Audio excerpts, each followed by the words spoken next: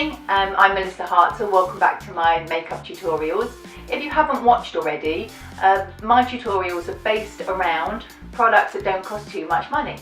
And today's tutorial we're going to compare luxury products versus high street products. And I've got my friend Michelle here. Hi. She's my willing volunteer, and I've dug through my kit and I found out products that cost lots of money versus products that don't cost too much money, and we're going to put them to the test. So I'm going to make up one side of Michelle's face with my luxury products and the other side of her face with my high street products and find out what the difference is. So I'm going to start with primer. So first of all, I've got an Estee Lauder primer. Should we go with the right side of your face? We'll go this side of your face with luxury. So this is your luxury side of your face.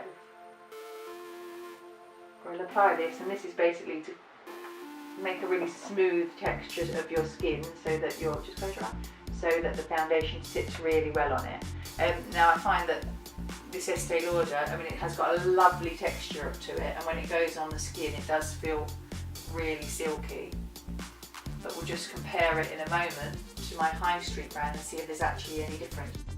Now we're going to do this other side of the skin with my Maybelline, and let's see if this feels any different. See, to me when I wear this, it feels really nice on the skin too. And it will be interesting to find out how the foundation sits on the skin. So here's my luxury foundation, and it's a brand called Japanese. It goes onto the skin very nicely. It's got a light sheen to it, it's not too matte.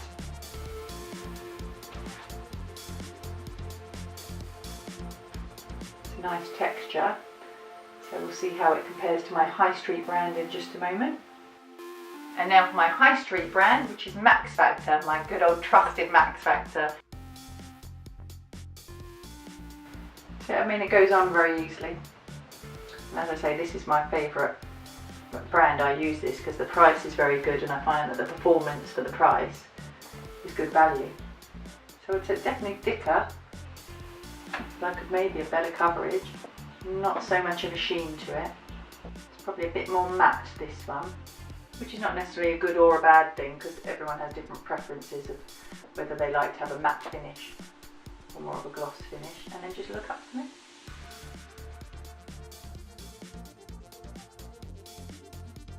So next I've got the concealer, which is Yves Saint Laurent Touche Éclat, which is known for being a really great concealer.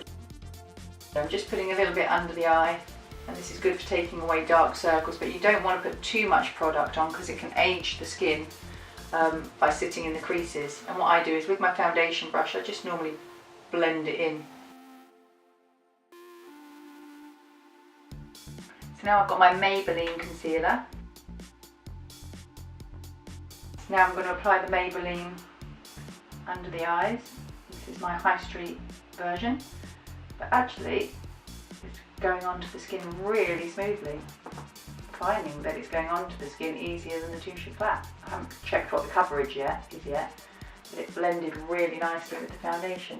Next we're going to move on to powder. Now I've chosen my Charles Fox powder. So it's a translucent, so it is quite light, and what I do is I just put a bit in the lid, and then I'm going to gently brush it on to the luxury side of the face.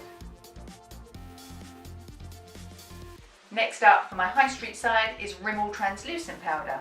So let's see how this compares against my professional Charles Fox.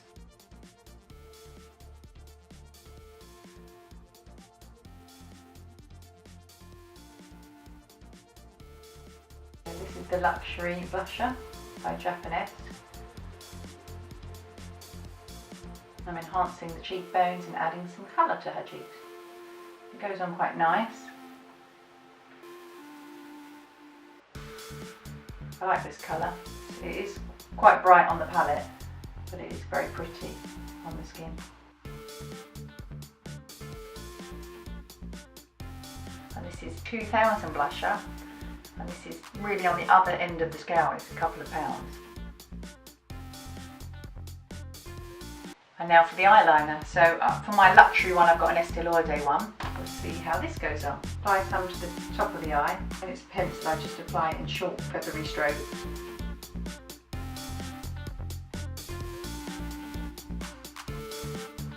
Estee Lauder went on really nicely. And for the high street brand, I've got my trusty Rimmel Kohl pencil. goes on maybe a touch smoother.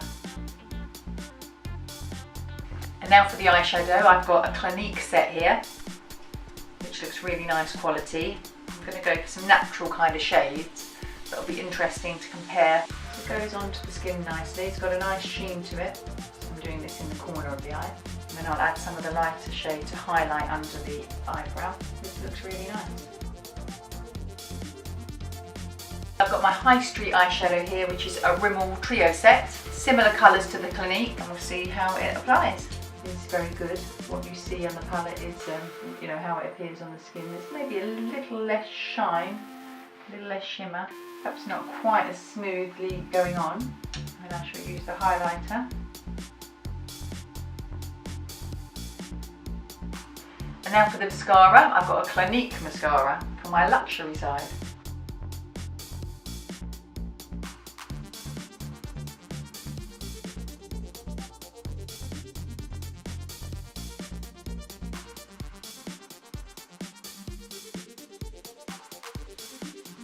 And for my High Street mascara, I've got Max Factor Calorie 2000, which I swear by. So let's see how they compare.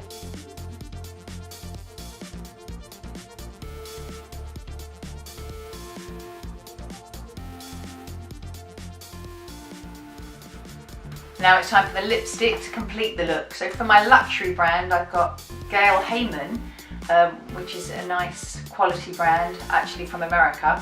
This is called 14 Karat Gold lipstick, and it's a really nice colour. And I'm going to compare that with a number 7 lipstick, which is very affordable. And it's quite a similar colour, but it'll be interesting to see how they look once they're on.